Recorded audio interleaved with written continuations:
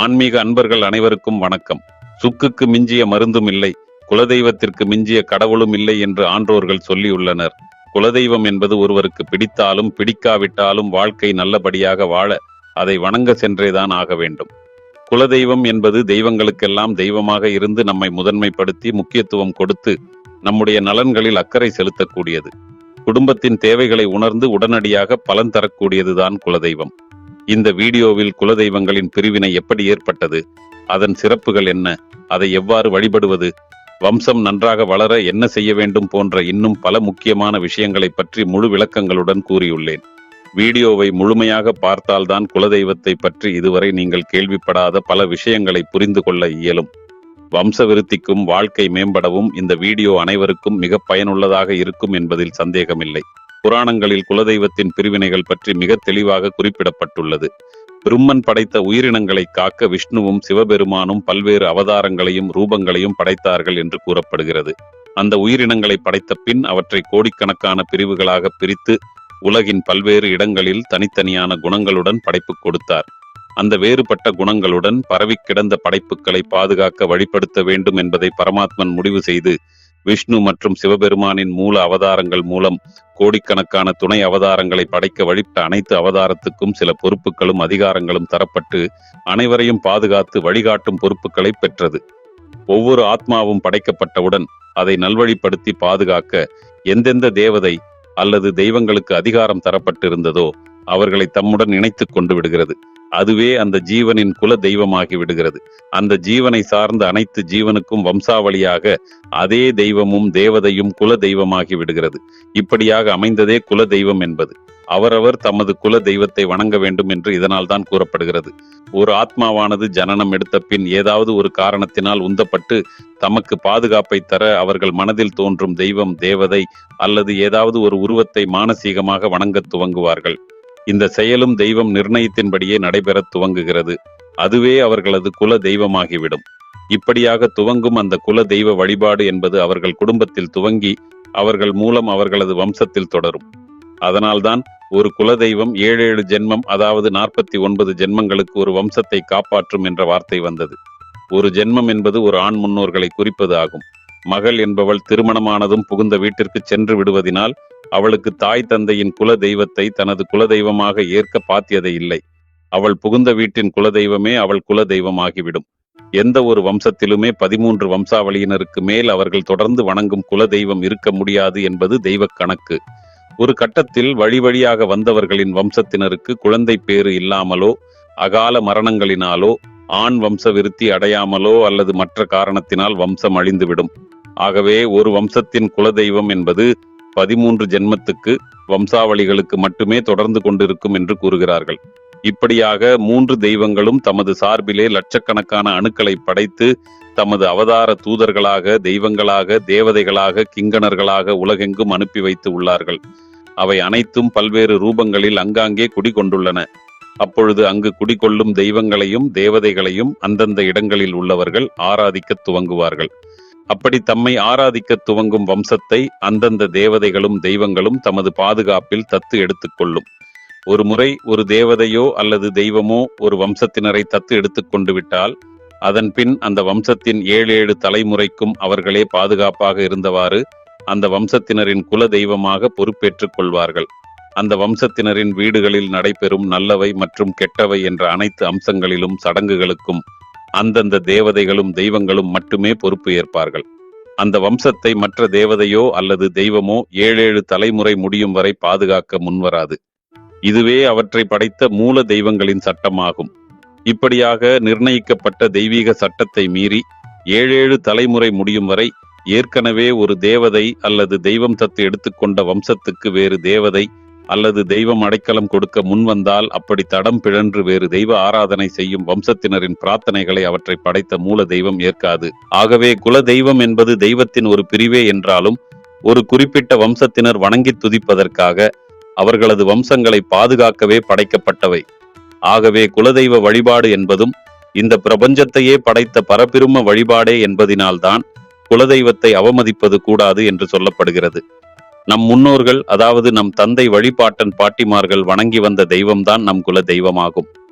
இந்த தந்தை வழிபாட்டன்மார் வரிசையில் மிகப்பெரிய ஒழுங்கு ஒன்று இருப்பதை கூர்ந்து கவனித்தால் உணரலாம். அதுதான் கோத்திரம் என்னும் ஒரு ரிஷியின் வழிபாதை. பிற கோத்திரத்திலிருந்து பெண்கள் வந்து இந்த வழிபாதையில் நம் தாத்தாக்களின் வாழ்க்கை துணையாக கைப்பிடித்திருப்பார்கள். எக்காரணம் கொண்டும் ஒரே கோத்திரத்தில் பெண் சம்பந்தம் ஏற்பட்டிருக்காது. ஒரே கோத்திரத்தில் பிறந்த பெண்ணோ ஆணோ ஒருவரை ஒருவர் அறியாதவர்களாகவே இருந்தாலும் அவர்கள் சகோதர சகோதரியாகவே கருதப்படுகிறார்கள் என்பதை சனாதன தர்மம் கூறுகிறது. விஞ்ஞான முறையில் யோசித்தால் ஒரு குழந்தை ஆணா பெண்ணா என்பதை முடிவு செய்வது ஆணின் குரோமோசோம்கள் என்பது நிரூபிக்கப்பட்ட உண்மை. ஏனெனில் ஆணின் மூலம்தான் வழி வழியாக வம்சம் மீண்டும் வளரப்போகின்றது என்பது புரியும். முப்பாட்டனார், பாட்டனார், மகன், பேரன், கொள்ளுப்பேரன், எள்ளுப்பேரன் என தொடர்ந்து இது ஒவ்வொருவரிடமும் விதைக்கப்பட்டு காப்பாற்றப்பட்டு வருகின்றது. மேலும் பரம்பரை நோய்கள் தொடரக்கூடாது என்பதாலுமே சொந்த இரத்த உறவுகளுக்கிடையே திருமணம் தவிர்க்கப்படுகிறது. இதனால் பரம்பரையானது சங்கிலி கண்ணி போல அருடாமல் ஒரே சகோதரத்துவத்தோடு வந்த வண்ணம் இருக்கும். இது ஒரு முக்கியமான ஒழுங்கு சார்ந்த விஷயமாகும். அது மட்டுமல்ல, ஒரு மனிதனின் பிறப்புக்கு பின்னே இப்படி ஒரு பரம்பரை வரிசை இருப்பதை நினைக்க கூட தெரியாமல் அதிகபட்சம் 2 பாட்டன் பாட்டி பேருக்கு மேல் தற்போது தெரிவதில்லை. இந்த வழிபோக்கில் ஒருவர் மூட்டை மூட்டையாக புண்ணியத்தை கட்டியிருக்கலாம், இன்னொருவர் பாவமே கூட பண்ணியிருக்கலாம். நாம் அங்கே போய் நின்று நம் பொருட்டு பிரத்யேகமாக வெளிப்படும் அந்த சக்தியை வழிபடும் போது நம் முன்னோர்களும் பித்ருக்களாக இருந்து நம்மை ஆசீர்வாதிக்கிறார்கள். இது எத்தனை தூர பார்வையோடு வடிவமைக்கப்பட்ட ஒரு விஷயம் இந்த குலதெய்வ வழிபாடு என்பது இப்போது புரியும். யமன் கூட ஒருவரின் குலதெய்வத்தின் அனுமதி பெற்று தான் உயிரை எடுக்க முடியும். குலதெய்வம் என்பது நமது முன்னோர்களில் தெய்வமாக மாறிவிட்ட புண்ணிய ஆத்மாக்கள் ஆகும். அந்த புனித ஆத்மாக்கள் தங்களின் குலத்தினை சார்ந்தவர்களை கண்ணும் கருத்துமாக பேணி காக்கும் வல்லமை படைத்தவை. எனவேதான் அந்த தெய்வங்கள் குலதெய்வங்கள் என்று சிறப்புடன் அழைக்கப்படுகின்றன. குலதெய்வங்கள் கர்ம வினைகளை நீக்க வல்லவை. யாருக்கு கர்ம வினைகள் மிக அதிகமாக இருக்கிறதோ அவருக்கு குலதெய்வமே தெரியாமல் போவதும் உண்டு. மேலும் பலர் பிழைப்புக்காக ஊர் விட்டு ஊர் நாடு விட்டு நாடு போய் வாழும் 2-3 தலைமுறை கடந்தவர்கள் குலதெய்வ வழிபாட்டை விட்டு விடுவதால் அடுத்த தலைமுறைக்கு தங்களின் குலதெய்வம் எது என்று தெரியாமல் போகிறது. அவர்களுக்கு துன்பங்கள் தொடர்ச்சியாக வரும்போது துன்பங்கள் தீர குலதெய்வத்தை தேடிப்போ என்று ஜோதிடர்களோ மகான்களோ சொன்னதும் தங்கள் குலதெய்வம் எது என்று தேட ஆரம்பிப்பார்கள். சொந்த ஊர் சென்று பழைய மனிதர்களை சந்தித்தால் சிலருக்கு விடை கிடைத்துவிடும். ஆனால் பலருக்கு அந்த வாய்ப்பும் இருக்காது. அப்படி குலதெய்வம் தெரியாதவர்கள் தங்கள் குலதெய்வத்தை கண்டுபிடித்து குலதெய்வ வழிபாட்டை மேற்கொள்வது எப்படி என்று பலர் கேட்கலாம். பொதுவாக குலதெய்வத்தின் பெயர்கள் குடும்பத்தில் குழந்தைகளுக்கு வைக்கும் வழக்கம் உண்டு. உங்கள் குடும்பத்தின் தாத்தா, தாத்தாவின் அப்பா ஆகியோரின் பெயரை தெரிந்து கொள்ள முயலுங்கள். பொதுவாக அழைக்கும் பெயர் ஒன்றாகவும் ஜாதக பெயர் ஒன்றாகவும் இருக்கும். காரணம், பெயர்கள் வழி வழியாக வருபவை என்பதால் பெரும்பாலும் ஜாதக பெயர் குலதெய்வத்தின் பெயராக இருக்கும். பொதுவாக குலதெய்வத்தை நாம் மறந்திருந்தாலும் குலதெய்வம் நம்மை மறப்பதில்லை. நமக்காக அது காத்திருக்கும். எப்படி பெற்றோர் பிள்ளைகளை தேடி காத்திருப்பார்களோ அப்படி காத்திருக்குமாம் குலதெய்வம். அதனால் தன்னை மறந்து வாழும் தன் பிள்ளைகள் தன்னை தேடினாலேயே உடனே தன்னை வெளிப்படுத்திக் கொள்ளுமாம்.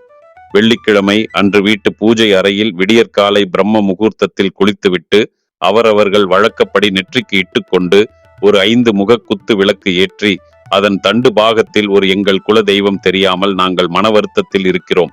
ஆகவே எங்கள் குலதெய்வத்தை நினைத்து தங்களையே அவராக பாவித்து இந்த படையலை சமர்ப்பிக்கின்றோம். இதனை தாங்கள் ஏற்றுக்கொண்டு சீக்கிரமாக எங்கள் குலதெய்வத்தை காட்டுவீராக என்று வேண்டிக் கொண்டால் இறைவனின் அருளால் குலதெய்வம் பற்றிய விவரம் உங்களுக்கு தெரிய வரும். குத்து விளக்கின் முன்பாக கண்மூடி தியானம் செய்தால் குலதெய்வம் சிலருக்கு மனக்கண்ணில் தோன்றும். சிலருக்கு ஓரிரு நாள்களிலேயே இந்த தரிசனம் கிட்டிவிடும். சிலருக்கு மாதக்கணக்கில் கூட ஆகலாம். அப்படியும் குலதெய்வத்தை அறிந்து கொள்ள முடியவில்லை என்றால் கவலைப்பட தேவையில்லை. வீட்டின் தலைவாசலில் நிலையை கழுவி மஞ்சள் பூசி குங்குமம் சந்தனம் இட்டு வெற்றிலை பாக்கு பழம் பொங்கல் வைத்து நிவேதனம் செய்து பூஜை செய்து வேண்டிக் கொண்டால் உங்கள் குல தெய்வம் பற்றிய தகவல் நம் வீடு தேடி வரும். மேலும் புதிய காமாட்சி விளக்கொன்றை வாங்கி அதை சந்தன குங்குமம் இட்டு அலங்கரித்து பூ சூட்டி விளக்கேற்றி அதையே குலதெய்வமாக கருதி வணங்கலாம். நம் குலதெய்வம் அதில் வந்து வாசம் செய்து வழிகாட்டும். அப்படியும் அறிந்து கொள்ள முடியாதவர்கள் நல்ல ஜோதிடர்களை அணுகி குலதெய்வம் பற்றி வீட்டின் மூத்த பிள்ளையின் ஜாதகத்தை கொண்டு கண்டுபிடிக்கலாம். ஜாதகமும் இல்லை என்றால் இந்த 3 தெய்வங்களில் ஏதாவது ஒரு தெய்வத்தை குலதெய்வமாக ஏற்று வழிபாடு செய்யலாம். காமாட்சியம்மன், முருகர், பெருமாள் இதில் எந்த தெய்வத்தை தொடர்ந்து வழிபாடு செய்தாலும் அந்த தெய்வமானது உங்களை உங்களுடைய குலதெய்வ கோவிலுக்கு கொண்டு போய் நிறுத்திவிடும். அதாவது இந்த வழிபாட்டு முறைகள் உங்களை குலதெய்வத்திடம் போய் சேர வேண்டிய வழியில் அழைத்துச் செல்லும். நீங்கள் காமாட்சி அம்மன் விளக்கு ஏற்றி காமாட்சி அம்மன் படத்திற்கு முன்பு நின்று உங்களுடைய குலதெய்வம் தெரிய வேண்டும் என்றபடி வேண்டுதல் வைக்க வேண்டும். காமாட்சி அம்மனுக்கு இந்த வழிபாட்டின் போது ஒரு கிண்ணத்தில் ஒரு கைப்பிடி அளவு பச்சை பயிறு வைப்பது நல்லது. சுண்டல் செய்தும் பச்சை பயிரை நிவேதியமாக படைக்கலாம். அடுத்தபடியாக முருகப்பெருமானை குலதெய்வமாக நினைத்து வழிபாடு செய்பவர்கள் செவ்வாய்க்கிழமை வழிபாட்டை மேற்கொள்ள வேண்டும். ஒரு தட்டில் ஒரு கைப்பிடி அளவு துவரம் பருப்பு போட்டு அதன் மேலே மண் அகல் விளக்கு வைத்து நெய் ஊற்றி திரி போட்டு தீபம் ஏற்றி குலதெய்வம் தெரிய வேண்டும் என்று முருகப்பெருமானிடம் வேண்டுதல் வைக்கலாம். பெருமாளை குலதெய்வமாக ஏற்று வழிபாடு செய்பவர்கள் ஒரு அகல் விளக்கில் நெய் ஊற்றி திரி போட்டு தீபம் ஏற்றி வைத்து இந்த அகல் விளக்கு பக்கத்தில் 2 ஏலக்காய்களை நிவேதனமாக வைத்து குலதெய்வம் தெரிய வேண்டும் என்று பிரார்த்தனை வைக்க வேண்டும். இப்படி செய்தால் தெரியாத குல தெய்வத்தை சீக்கிரம் தெரிந்து கொள்வதற்கான வாய்ப்புகள் கிடைக்கும். 3 வழிபாட்டையும் செய்ய வேண்டும் என்ற அவசியமில்லை. ஏதாவது ஒரு தெய்வத்தை தேர்ந்தெடுத்துக் கொள்ளுங்கள். வாரத்தில் ஒரு நாள் அந்த தெய்வத்தை முறையாக வழிபட்டு வாருங்கள். குலதெய்வம் தெரியும் வரை இந்த வழிபாடு உங்களுக்கு நல்வழியை காட்டும். குடும்பத்தில் வரக்கூடிய பிரச்சனைகளை தடுத்து நிறுத்தி உங்கள் வீட்டு குலதெய்வ இடத்தில் இந்த தெய்வங்கள் நின்று உங்கள் குலத்தை காக்கும் என்பது நம்பிக்கை. நம்பிக்கையோடு மேல் சொன்ன விஷயங்களை பின்பற்றினால் நன்மை நடக்கும். அடுத்து குலதெய்வ வழிபாட்டின் சிறப்புகள், பலன்கள், தோஷங்கள் இருப்பின் அதை எப்படி நிவர்த்தி செய்யலாம் என்பதை பற்றி விரிவாக பார்க்கலாம். கோடி நன்மைகள் தரும் குலதெய்வ வழிபாடு. குருவை மறந்தாலும் குலதெய்வத்தை மறக்கக்கூடாது என்பது பழமொழி. நாம் நினைக்கும் போது உதவி செய்யும் தெய்வமே குல தெய்வமாகும். மறைந்த முன்னோர்களின் வழிபாடே காலப்போக்கில் குல தெய்வ வழிபாடாக மாறியதாக சொல்லப்படுகிறது. குலம் தெரியாமல் போனாலும் குலதெய்வம் தெரியாமல் போகக்கூடாது என்று சான்றோர்கள் சொல்லியுள்ளனர். நம்முடைய குல தெய்வம் என்று கூறப்படும் தெய்வங்கள் அந்தந்த குடும்பங்களில் அல்லது குழுவினரில் இன்னும் தெளிவாக கூற வேண்டுமெனில் ஒவ்வொரு சாதி பிரிவினரில் தோன்றி தங்கள் குலம் செழிக்க பாடுபட்டு தியாகம் புரிந்து பல இன்னல்களில் இருந்து காப்பாற்றியவர்கள் ஆவர். அத்தகைய நம் முன்னோர்களின் படிமங்கள் தான் குலதெய்வங்கள் என்று போற்றப்படுகின்றனர். அவர்களை சிறப்பிக்க கோயில்கள் அமைத்து வழிபாடு செய்கிறார்கள். அப்படி நம் முன்னோர்களின் கண்முன்னே வாழ்ந்து மறைந்தவர்களை நாம் வணங்குவது நமது முக்கியமான கடமையாகும். நம்முடைய குலதெய்வம் என்பது நமக்கும் ஓடோடி வந்து உதவி செய்யும் உயிர்காக்கும் நண்பனைப் போல நாம் நினைக்கும் போது உதவி செய்யும் தெய்வமாகும்.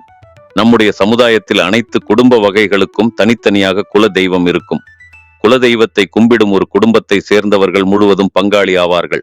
இவர்கள் அண்ணன் தம்பி உறவு முறையாக கருதுபவர்கள். இவர்களுக்குள் பெண் கொடுக்கவோ எடுக்கவோ மாட்டார்கள். இது அறிவியலுக்கும் பொருந்தும். குலதெய்வம் வழிபாடு அனைவருக்கும் முக்கியமான ஒன்றாகும். பிறக்கும் குழந்தைகளுக்கு முதல் முடி குலதெய்வம் கோயிலில் சென்று மொட்டை போடுவார்கள். சிலர் காது குத்துவார்கள். மேலும் நம்முடைய வீட்டில் எந்த சுபகாரியங்கள் செய்தாலும் முதலில் குலதெய்வத்தை வணங்கிவிட்டுதான் ஆரம்பிக்க வேண்டும். எந்த ஒரு நல்ல காரியத்திற்கும் குலதெய்வ வழிபாடு முதலில் செய்துவிட்டு ஆரம்பித்தால் அது வெற்றியாக முடியும். மேலும் வருடந்தோறும் நம்முடைய குலதெய்வத்தை வழிபடுவதால் நன்மைகளும் சந்தோஷங்களும் குடும்பத்தில் நிலவும் என்பது உண்மை. இன்றைய நாகரீக சூழ்நிலையில் பல குடும்பங்கள் சொந்த ஊரை விட்டு வேலை, தொழில் விஷயமாக கிராமத்தை விட்டு நகரங்களிலும் வெளிநாடுகளிலும் வாழ்கிறார்கள். இப்படியான சூழ்நிலையில் வீடு வாகனம் வாங்கும் முன்போ சுபகாரியம் செய்யும் முன்போ குல தெய்வத்தை வணங்கிவிட்டு செய்ய முடியவில்லையே என்ற ஏக்கம் எல்லோருக்கும் இருக்கும். நீங்கள் எந்த சுப காரியங்கள் செய்யும் முன் குலதெய்வத்தை நேரில் தரிசிக்க முடியாவிட்டால் ஒரு தேங்காயை எடுத்துக்கொள்ளுங்கள். வீட்டின் வாசலுக்கு வந்து சூரியனை கும்பிட்டுவிட்டு எந்த திசையில் உங்கள் குலதெய்வம் இருக்கிறதோ அந்த திசையை பார்த்து குலதெய்வத்தை மனதுக்குள் துதித்து கொண்டே தேங்காயை உடைத்துவிட்டு நீங்க செய்ய போகும் சுப காரியத்தை செய்யுங்கள். கண்டிப்பாக குலதெய்வம் உங்களை ஆசீர்வதிக்கும். இதை குலதெய்வ ஆலயத்திற்கு தொலை தூரத்தில் இருப்பவர்கள் செய்யலாம். மற்றபடி குல தெய்வ ஆலயங்களின் அருகில் இருப்பவர்கள் கட்டாயம் எந்த சுப காரியங்களை செய்வதற்கு முன் குலதெய்வத்தை வணங்கிவிட்டு செய்வதுதான் நல்லது. சிலருக்கு பிறப்பிலே குலதெய்வ தோஷம் இருக்கும். இதை பூர்வ புண்ணிய தோஷம் என்பார்கள். யார் ஒருவர் இப்பிறவியில் தாய் தந்தையருக்கு உரிய மரியாதை அளிக்காமல் அவர்களை மனம் நோக செய்தாலும், அதே போல் குல தெய்வத்தை வணங்காமல் இருந்தாலும் மறுபிறவியில் அவர்கள் குல தெய்வ தோஷத்துடன் பிறப்பார்கள். இதுதான் புத்திர தோஷத்தையும் ஏற்படுத்தும். அதாவது போன பிறவியில் செய்யும் கர்ம வினைகளே நமக்கு வரக்கூடிய தோஷங்கள். இந்த மாதிரி குலதெய்வ தோஷம் இருப்பவர்கள் கண்டிப்பாக தனக்குரிய குலதெய்வத்தை கெட்டியாக பிடித்து கொண்டு தொடர்ந்து வழிபட்டால் அனைத்து தோஷங்களும் நிவர்த்தியாகும். குலதெய்வத்தை அந்தந்த பங்காளி வகையறாக்களுக்கு ஏற்றபடி வணங்குவார்கள்.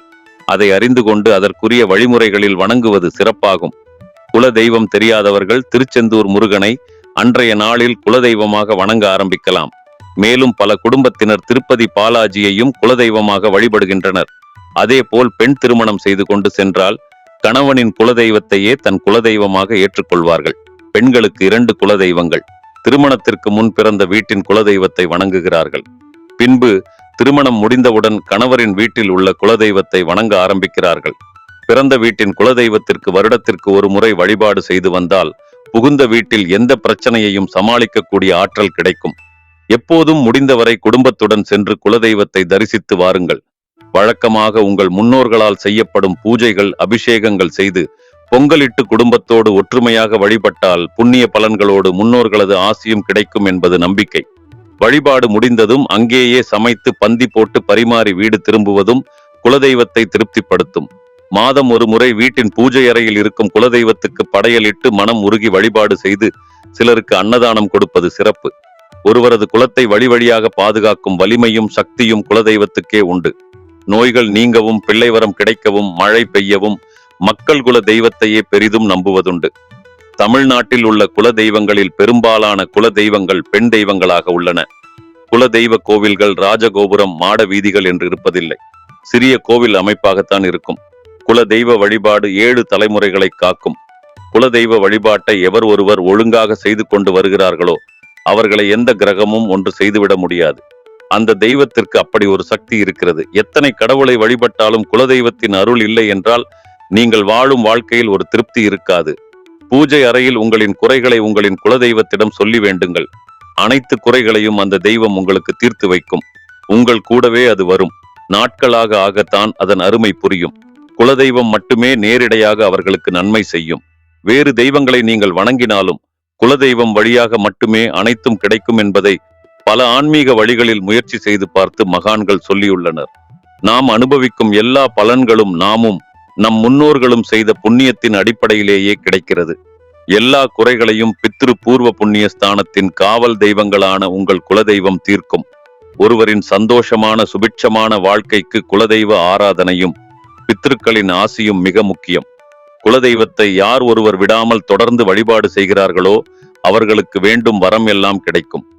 ஒருவர் எவ்வளவு பூஜைகள் செய்தாலும், எத்தனை பரிகாரங்கள் செய்தாலும் குலதெய்வ அனுகிரகம் இல்லை என்றால் எந்த தெய்வ அனுகிரகமும் இல்லை என்றும், குலதெய்வ வழிபாடு கோடி தெய்வ வழிபாடு என்றும் சொல்லப்படுகிறது. பல தெய்வங்களை வழிபாடு செய்து வரலாம். அவை இஷ்ட தெய்வங்கள் அல்லது இஷ்ட தேவதைகள் எனப்படும். இஷ்ட தெய்வமும் குலதெய்வத்திற்கு அடுத்ததுதான். மற்ற தெய்வங்களும் குலதெய்வத்தின் அனுமதி பெற்றே அருளினை வழங்க முடியும். அமாவாசை அல்லது பௌர்ணமி அன்று உங்கள் குல தெய்வம் கோவிலுக்கு சென்று 2 மண் விளக்கு ஏற்றி ஒரு எலுமிச்ச பழத்தை கோவிலில் உள்ள சூலாயுதத்தில் குத்தி வைத்து அல்லது தெய்வத்தின் காலில் வைத்து வீட்டிற்கு எடுத்து வந்து தெய்வத்தை வழிபாடு செய்தால் நமது நீண்ட நாட்களாக நினைத்து வந்த நியாயமான கோரிக்கைகள் நிறைவேறும். உங்கள் பிரச்சனைகளுக்கு விரைவில் தீர்வு ஏற்படும். இந்த வழிபாடு தொடர்ந்து செய்து வருவது மிகவும் நல்லது. இன்று பல குடும்பங்கள் சிரமத்துடன் இருக்கின்றன. அதற்கு பல காரணங்கள் இருக்கிறது. துர்ச்சக்திகளின் ஆதிக்கத்தில் வீடுகள் இருப்பதால் அவ்வாறு இருக்கின்றன. பல பேர் வீட்டில் குலதெய்வத்தின் அருள் இருப்பதில்லை. அவர்கள் நல்ல முறையில் தெய்வ வழிபாடு செய்தாலும் பலன் இருப்பதில்லை. குலதெய்வத்தின் அருள் இல்லை என்றால் அந்த வீட்டில் நீங்கள் எவ்வளவு பெரிய மகானை வைத்து பூஜை செய்தாலும் ஒரு புண்ணியமும் கிடைக்காது. குடும்பத்தில் தொடர்ந்து அசுப நிகழ்ச்சிகள் நடந்தாலோ அல்லது தீமைகள் ஏற்பட்டாலோ குலதெய்வம் கடும் கோபத்தில் இருப்பதாக கருதும் நம்பிக்கை இன்றும் உள்ளது. தங்கள் குறைகளை தீர்க்குமாறு குல தெய்வங்களை வேண்டிக் கொள்பவர்கள் அக்குறை தீர்ந்ததும் பொங்கலிடுதல், பலியிடுதல் போன்ற நேர்த்தி கடன்களை தவறாமல் செய்வதுண்டு. காணிக்கை அளித்தல், மொட்டை போடுதல், தீ மிதித்தல், தீச்சட்டி எடுத்தல், தொட்டில் கட்டுதல், பொங்கலிடுதல் போன்றவை குல தெய்வங்களுக்காக நடத்தப்படுகின்றன. உங்களின் தெய்வம் அசைவம் வைத்து படைக்கும் தெய்வமாக இருந்தால் தாராளமாக அதனை செய்யுங்கள். நமது முன்னோர்களின் வழியை நாம் மாற்ற வேண்டாம். நவீன மாற்றங்கள் மற்றும் நாகரிக வளர்ச்சிக்கு ஏற்ப தற்போது குல தெய்வ வழிபாடுகளின் பூஜைகள், நேர்த்தி கடன்கள், திருவிழாக்களிலும் பெரும் மாற்றங்கள் வந்துவிட்டன. ஆனாலும் குல தெய்வம் மீதான பயமும் பக்தியுணர்வும் கொஞ்சமும் குறையவில்லை. நாள் செய்யாததை கோள் செய்யும், கோள் செய்யாததை குலதெய்வம் செய்யும் என்பார்கள். குலதெய்வ வழிபாடு ஒவ்வொரு குடும்பத்திற்கும் அவசியமானதாகும். வருடம் ஒரு முறையாவது குடும்பத்தோடு சென்று குலதெய்வத்துக்கு செய்ய வேண்டியதை செய்து வழிபட்டால் குலம் தழைத்து வரும் சந்ததியினர் சந்தோஷமான வாழ்க்கையை வாழ்வார்கள். உங்களுக்கு குலதெய்வ வழிபாட்டை பற்றிய ஏதேனும் கேள்விகள் இருந்தால் கமெண்டில் பதிவிடவும். மேலும் இந்த வீடியோ பற்றிய உங்கள் கருத்தையும் பதிவிடவும். நன்றி, வணக்கம்.